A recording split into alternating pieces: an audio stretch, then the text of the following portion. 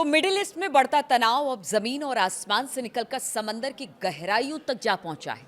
नमस्कार, मैं हूं नीलू और ऐसा मैं क्यों कह रही हूं, क्योंकि अब जो दूसरे चरण में युद्ध अगर प्रवेश करता है तो फिर किस तरह की तैयारी किन किन देशों की है और इससे कितना नुकसान किस तरह से होगा, सिर्फ मिडिल ईस्ट को ही नहीं बल्कि पूरी दुनिया को, ये आज बताने की कोशिश करूंगी। तो ईरान की ओर से भी एक ऐसी चीज को निशाना बनाने के संकेत मिल रहे हैं जो वैश्विक डिजिटल अर्थव्यवस्था की रीढ़ मानी जाती है। मिडिल ईस्ट में चल रहा है खींचतान अब केवल मिसाइलों और टैंकों तक सीमित नहीं रह गया है, बल्कि ये एक ऐसी अदृश्य जंग की तरफ आगे बढ़ रहा है जो आपकी उंगलियों पर थिरकने वाले इंटरनेट को पल भर में खामोश कर सकती है। ईरान से जुड़ी सुरक्षा एजेंसियों और मीडिया के हालिया संकेतों ने दुनिया की नींद उड़ाकर रख दी है। खबर है कि ईरान अब समंदर के नीचे बिछी इंटरनेट केबल्स को निशाना बना सकता है, जिस पर पूरी दुनिया का डिजिटल ढांचा टिका हुआ है। अभी तक युद्ध की चर्चा तेल और कुओं और जहाजों पर कब्जे तक सीमित थी, जो हमने देखा पीछे कि किस तरह से लड़ाई हुई, और अब भी उसी पर है। लेकिन कहा जा रहा है कि अगर ये यहां से युद्ध आगे बढ़ता है तो बात फिर डिजिटल एरा और डिजिटल युग तक पहुंच जाएगी। तो डेटा वॉर, अब बात यहां तक पहुंच गई है। क्या है ये डेटा वॉर, आपको बताते हैं, और किस तरह का खतरा पूरी दुनिया को लेकर इसे बना हुआ है।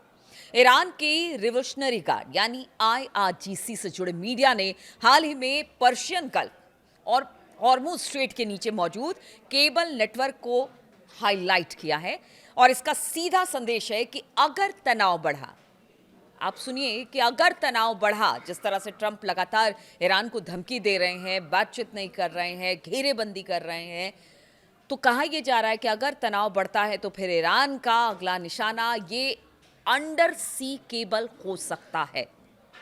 हॉर्मुज स्ट्रेट को दुनिया केवल तेल सप्लाई के रास्ते के तौर पर नहीं जानती है, बल्कि डिजिटल दुनिया में ये एक चोक पॉइंट है जहां से दर्जनों अंतरराष्ट्रीय फाइबर ऑप्टिकल केबल्स गुजरती हैं, जो एशिया को यूरोप और मिडिल ईस्ट से जोड़ती हैं। ये खाड़ी देश जैसे कि UAE हो गया, सऊदी अरब हो गया, कतर की जो इंटरनेट लाइफलाइन है, अगर यहां केबल्स को नुकसान पहुंचता है तो केवल एक देश नहीं बल्कि आधी दुनिया का इंटरनेट ब्लैकआउट हो जा सकता है, यानी खत्म हो सकता है, खराब हो सकता है।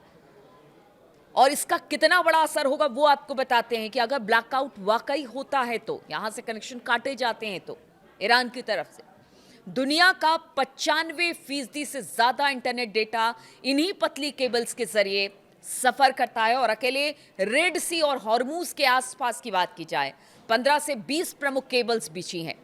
एक साथ कई केबल्स कटने पर इंटरनेट की रफ्तार सुस्त पड़ जाएगी।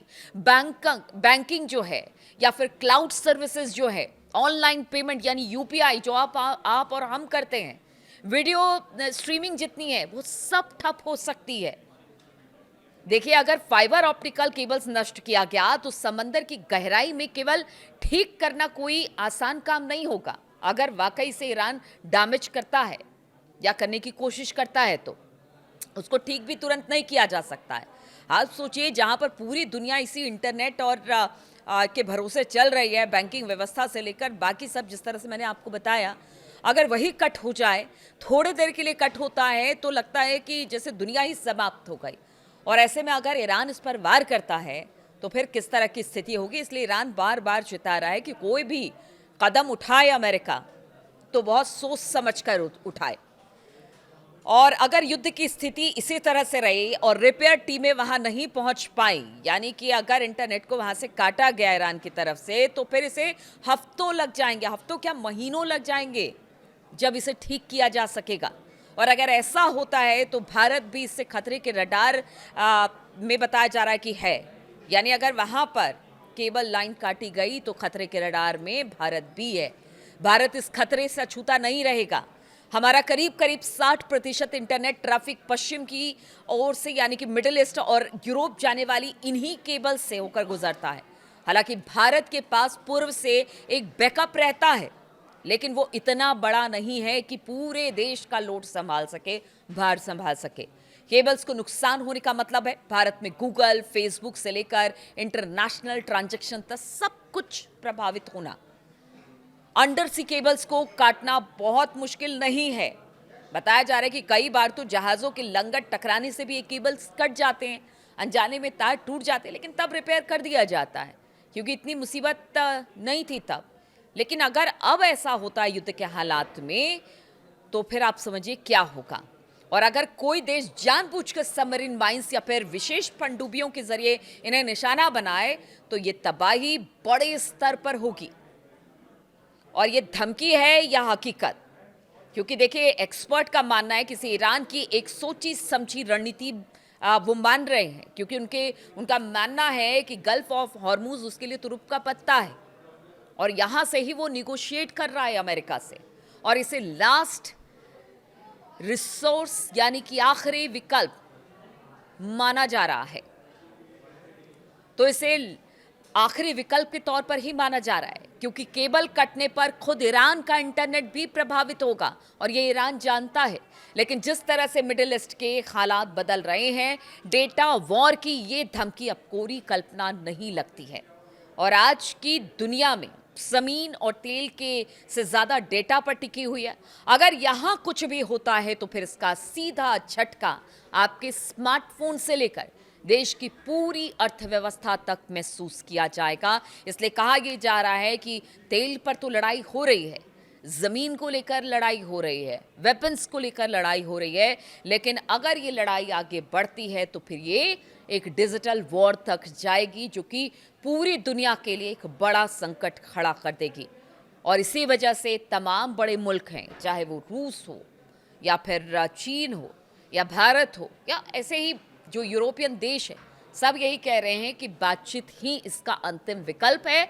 वरना जो ब्लैकआउट आएगा, जो ईरान धमकी दे रहा है और ईरान की मीडिया में इस बात को कहा जा रहा है कि अगर इन सारे केबल्स को काटा जाएगा, खास तौर पर अरब देश जो तेजी से जहां पर ग्रोथ हुआ, जहां डेवलपमेंट हुआ, वहां पर आप समझिए कितनी बड़ी मुसीबत आएगी।